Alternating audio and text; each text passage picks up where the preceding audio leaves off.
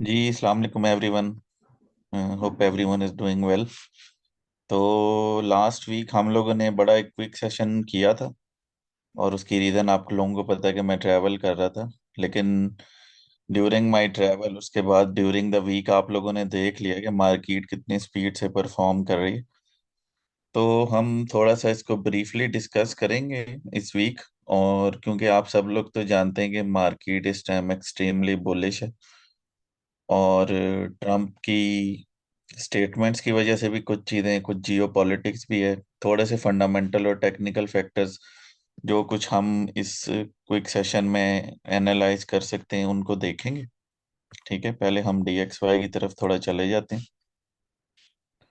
तो आप लोग अगर इसको वीकली के ऊपर देखेंगे तो वीकली में लास्ट वीक और उससे पिछले सेशन में भी हमने डिस्कस किया था कि ये इस लेवल को कहीं पे टैप कर सकता है और उसके बाद हो सकता है कि थोड़ी करेक्शन दिखाए, और उसने काफी हद तक वैसा ही किया।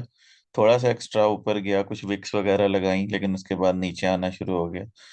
उससे ये हुआ कि बाकी जो एसिड्स जो डॉलर के अगेंस्ट होते हैं उन लोगों उन सारे एसिड्स ने पंप किया। इनफैक्ट गोल्ड के अलावा जो करेंसीज हैं उन्होंने भी बड़ा ज्यादा मूव दिया अपसाइड के ऊपर। और गोल्ड में भी काफी ज्यादा तेजी देखी गई है। और अगर हम डेली के चार्ट पे लेके जाएं तो हम लोगों ने लास्ट वीक जो ये लेवल मार्क किए हुए थे उस टाइम ये यहाँ पे कहीं था। और इसने इसी तरह इस लेवल को जाके टच किया और वहां से इसने गिरना शुरू कर दिया। यहाँ पे ये गया, इसने यहाँ पे थोड़ा रेजिस्टेंस लिया और उसके बाद ये इस तरह बिल्कुल सीधा ही नीचे आ गया। बल्कि काफी लोगों को और बल्कि एसेट्स में अपॉर्चुनिटीज मिली ही नहीं होंगी जितनी स्पीड से ये चल रही थी मार्केट। ठीक है, तो DXY पे हम लोग ऑलरेडी बेरिश थे। और हम लोगों ने कहा था कि भाई शॉर्ट टर्म में थोड़ा सा ये ऊपर जा सकता है, जो कि ये गया और उसके बाद इसने रिट्रेसमेंट दिखानी शुरू कर दी। ठीक है, तो DXY अभी कमिंग वीक में काफी सारे इवेंट्स हैं जो कि हम आगे डिस्कस भी करेंगे, उनका इम्पैक्ट भी देखेंगे DXY पे क्या आना है। ठीक है, तो अगर हम गोल्ड के चार्ट पे जाएं, क्योंकि DXY में जो मूव हमने देखनी थी वो मोस्ट लाइकली काफी हद तक आ चुकी हैं, और हो सकता है कि एक शॉर्ट टर्म बाउंस आपको आगे देखने को मिले। कुछ ये इस तरह का पैटर्न बनाने की कोशिश करे कि ये इसी तरह कंटिन्यू करे, नीचे किसी सपोर्ट पे होल्ड करने की कोशिश करे और फिर यहाँ से कंटिन्यू करने की कोशिश करे। अगर ये यहाँ सस्टेन ना कर सका तो फिर इस लेवल पे होल्ड करने की कोशिश करेगा। हाउएवर इस वीक में FOMC का मीटिंग भी है, उसके डेटे से भी इस पे इम्पैक्ट आएगा। उसको हम आगे जाके डिस्कस करेंगे। ठीक है, अच्छा अब हम अगर यहाँ से गोल्ड के चार्ट पे चले जाते हैं। गोल्ड के चार्ट में अगर आप देखेंगे तो वीकली की कैंडल ऑलमोस्ट मोरोबुजो बुलिश क्लोज हुई है। मतलब आपको कहीं भी भी कोई विक अप साइड पे या डाउन साइड पे नजर नहीं आ रही। ठीक है, और हम लोगों ने जितने भी लेवल और गैप्स मार्क्स किए थे इवन उनको मार्केट रीटेस्ट करने आई ही नहीं और बिल्कुल सीधे तरीके से ऊपर जा रही।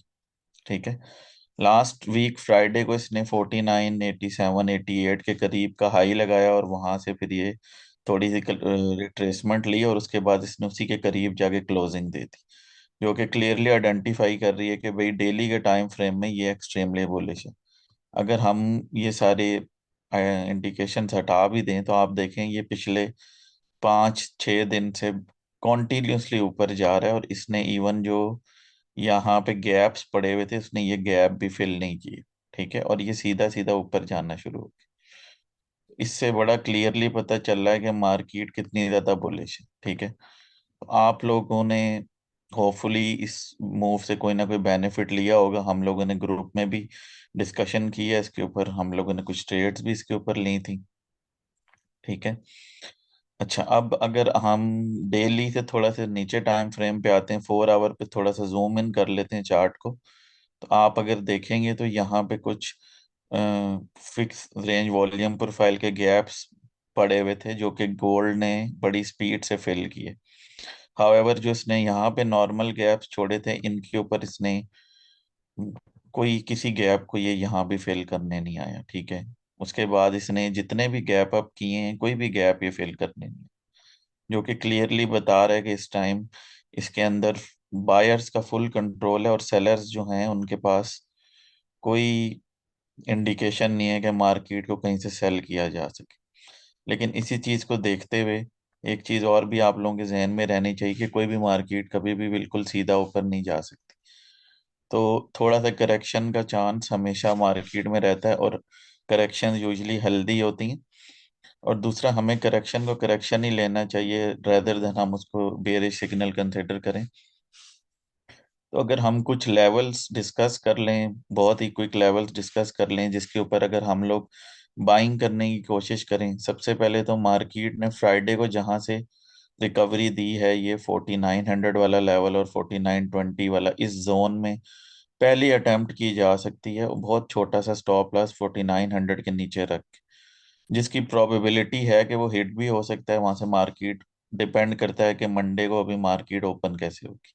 अगर मार्केट आपको अच्छी बुलिश मोमेंटम के साथ गैप अप मिलती है, और हो सकता है वहीं से कंटिन्यूएशन दे दे, लेकिन अगर वो थोड़ा सा भी रिट्रेस करती है तो जो सबसे पहली एंट्री है वो इसी जोन में बनती है, 4900 और 4920 वाली। अगर आपकी ये अटेम्प्ट यहाँ से फेल हो जाती है तो 4870 से 75 वाला एक ये लेवल है जो थोड़ा सा बेहतर है 4900 प्लस वाले लेवल से।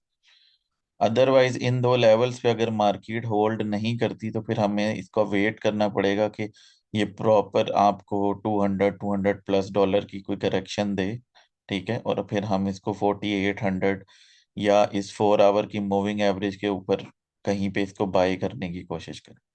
अदरवाइज मेरी सजेशन यही होगी कि फॉर द टाइम बीइंग हमें इसको बाय ऑन रिट्रेसमेंट ही देखना चाहिए, रेदर देन हम इसको टॉप से सेल करने की कोशिश करें। ठीक है। तो अगर हम लोग, ये तो हो गए इसके कुछ टेक्निकल एरियाज, और आप जहाँ पे मार्केट खड़ी हुई है, अगर ये मंडे को यहाँ से गैप अप ही हो जाती तो हो सकता है कि फिर ये यहीं से कंटिन्यूएशन दे दे और इन गैप्स को फॉर द टाइम बिंग ना फिल करे, जब तक हमें कमिटमेंट ऑफ ट्रेडर्स के डेटे में भी कोई मूवमेंट नजर नहीं आती। जो कि इस हफ्ते कोई इतनी खास उसमें मूवमेंट नहीं आई, वो आपको हम अभी फंडामेंटल वाले एरियाज में आपको नजर आ जाएगी। तो मैंने वैसे कुछ लेवल्स मार्क किए थे कि अगर यहाँ से ये कंटिन्यू करे तो मैं तो सबसे पहले इस एरिया को मार्क करके मैंने रखा था। लेकिन अब ये मंडे की ओपनिंग डिसाइड करेगी कि whether then I should target this और वेट फॉर रिट्रेसमेंट। ठीक है। थोड़ा सा हम फंडामेंटल साइड की तरफ भी अब चले जाते हैं। ठीक है। फंडामेंटल साइड में अगर आप देखेंगे तो अभी जो हम लोगों ने चीजें डिस्कस की हैं वो मेन मेन पॉइंट हमने टेक्निकल्स के डिस्कस कर ली। ठीक है। फंडामेंटल साइड पे अगर आप इसको देखेंगे तो इसमें अभी भी कोई बहुत ज्यादा बेरिश किस्म की इंडिकेशंस आपको नहीं मिल रही। ठीक है। तो फंडामेंटल डाटा अगर हम देखेंगे इसका, तो जो सीओटी का डाटा है वो नेट पोजीशनिंग स्टिल इसकी बुलिश। ठीक है। रिसेंट जो लास्ट रिपोर्ट आई है उसमें उन्होंने कुछ सेल की पोजीशंस ऐड की हैं, लेकिन बहुत थोड़ी सी है, वो रफली 3% का चेंज है, जो कि कुछ भी नहीं देखा जाए गोल्ड का जितना स्ट्रांग मोमेंटम चल रहा है। ठीक है। जीडीपी का जो नंबर आया है वो डीएक्सवाई की फेवर में था, वो गोल्ड के अगेंस्ट आया। पीएमआईज का जो डाटा है, और ये डाटा हमने लास्ट टाइम डिस्कस भी किए थे, पीएमआईज का डाटा आया है वो गोल्ड की फेवर में आया है। सर्विसेज का डाटा जो है वो गोल्ड के अगेंस्ट आया है, रिटेल सेल्स गोल्ड के अगेंस्ट आई है। कंज्यूमर कॉन्फिडेंस जो है वो कम हुआ है, जो ये गोल्ड की फेवर में आया है। इसी तरह मल्टीपल फंडामेंटल डेटास जो हैं वो गोल्ड के कुछ अगेंस्ट आए हैं, लेकिन लेबर मार्केट का डाटा 50-50 रहा है। जैसे एनएफपी का डाटा गोल्ड की फेवर में आया था, अनएम्प्लॉयमेंट रेट लेकिन इसके अगेंस्ट आया। तो ये सारी चीजें देखते हुए आपको नजर आ रहा हो कि ज्यादातर जो मेजर पॉइंट्स हैं, जो हमने इवन फर्स्ट वीकली सेशन में भी डिस्कस किया था कि इस वक्त लेबर मार्केट के ऊपर ज्यादा फोकस है। तो जो लेबर मार्केट की चीजें हैं उनसे वो ज्यादातर गोल्ड की फेवर में आई हैं, जिसकी वजह से वो इतना ज्यादा बुलिश है। और उसके साथ जियो पॉलिटिक्स इम्पैक्ट्स भी हैं, जो ग्रीनलैंड वाला प्रॉब्लम चल रहा था, जो ट्रम्प जी ग्रीनलैंड पे हमला करना चाह रहा था या वहां पे वो टेक ओवर करना चाह रहा था, उस चीज ने इन सारी चीजों के साथ मिलके गोल्ड को इतना स्ट्रांग बुलिश मोमेंटम दिया। ठीक है। तो अगर हम देखें डॉलर की तरफ, हम अब चले जाते हैं डॉलर की तरफ। अगर हम जाते हैं डीएक्सवाई को हमने चार्ट पे तो देख लिया कि काफी ज्यादा बेरिश है। हाउएवर जो डेटा उसके अगेंस्ट आया वो भी बेरिश टू मिक्स डाटा है। तो ओवरऑल जो इसको इसका जो फंडामेंटल स्टैंड पॉइंट है वो बेरिश ही है। वो इस वजह से है कि सीओटी के अंदर भी इसको, जैसे गोल्ड के अंदर बहुत माइन्यूट सी सेलिंग आई है, इसके अंदर जो है काफी ज्यादा सेलिंग इंस्टीट्यूशनल लेवल से आ रही, जिसकी वजह से इसके जो ट्रेंड है वो डाउन साइड की तरफ।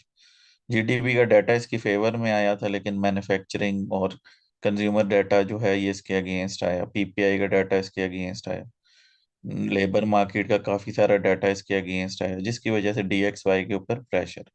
और दूसरा, ट्रम्प की जो स्टेटमेंट्स हैं, जो डावोस में लास्ट वीक मीटिंग हुई है, उसके अंदर भी ट्रम्प की स्टेटमेंट्स की वजह से डीएक्सवाई पे प्रेशर है, जिसकी वजह से गोल्ड और ऊपर जा रहा है और डॉलर नीचे आ रहा है।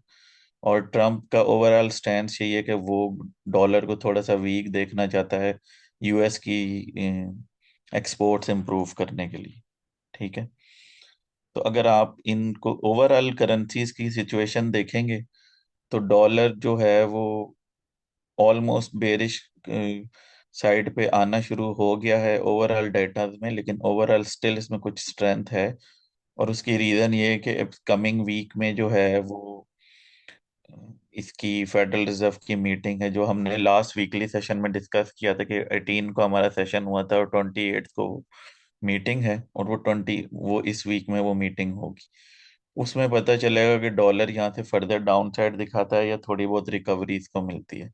बाकी ओवरऑल करेंसीज का भी कुछ ना कुछ इम्पैक्ट डॉलर पे रहता ही है, जैसे येन के अंदर कैरी ट्रेड का इम्पैक्ट रहता है, जापानीज गवर्नमेंट आजकल जिस तरह की स्टेटमेंट्स दे रही है उस चीज का भी डॉलर पे इम्पैक्ट आ रहा है।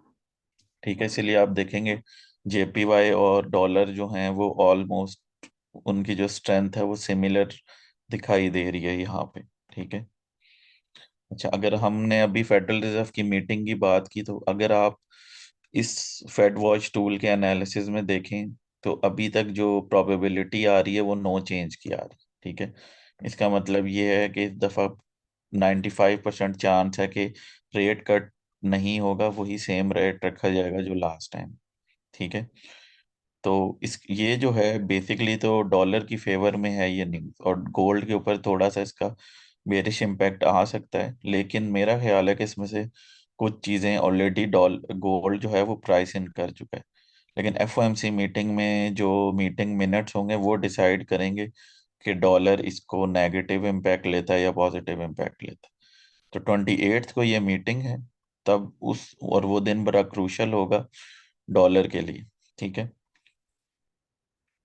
अच्छा, अगर हम लोग इसके अलावा ओवरऑल वीक देखें, हमारे इस वीक में कौन से डेटाज आने हैं, तो मंडे को ही हमारा कोर ड्यूरेबल गुड्स का डाटा आना है, जो कि मीडियम टाइप का उसका इम्पैक्ट रहता है। तभी आप देखें इसकी जो कैटेगराइजेशन है वो ऑरेंज फोल्डर में हुई हुई है। और जो ये डाटा है ये छोटा मोटा इम्पैक्ट करेगा, लेकिन इस वीक का जो सबसे इम्पोर्टेंट डाटा है वो फेडरल फंड रेट वाला डाटा ही है। ठीक है। असल जो मार्केट के अंदर मूव आएगी असल जो मार्केट के अंदर मूव आएगी वो इस डाटे के ऊपर आएगी।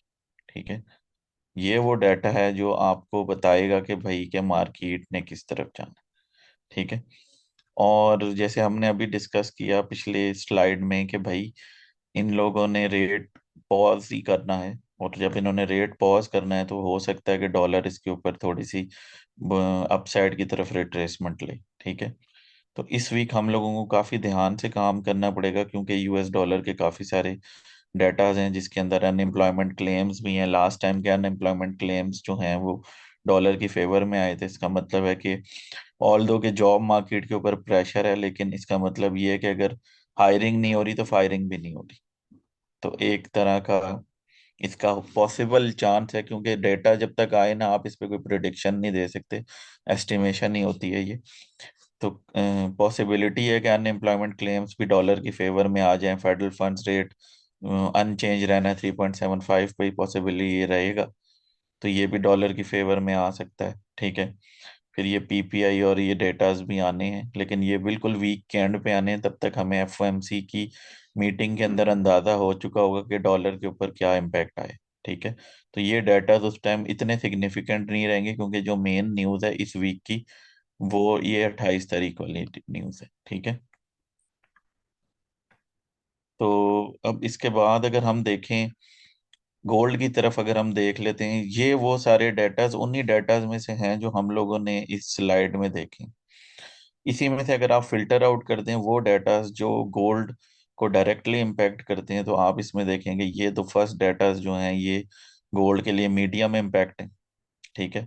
हाउएवर ये ट्रम्प की स्पीच बड़ी क्रिटिकल हो सकती है, क्योंकि इसकी कोई भी इवेंट होता है इसमें मार्केट में बड़ी एक्सट्रीम वॉलेटिलिटी होती है, तो ट्यूसडे को आप लोगों को बहुत ध्यान से काम करना पड़ेगा। ठीक है। वेडनेसडे को एज डिस्कस्ड अर्लियर के फेडरल फंड रेट का डिसीजन आना है, और उसके बाद और भी कंट्रीज के फंड रेट के डिसीजन आएंगे, लेकिन most of the countries they are looking towards US.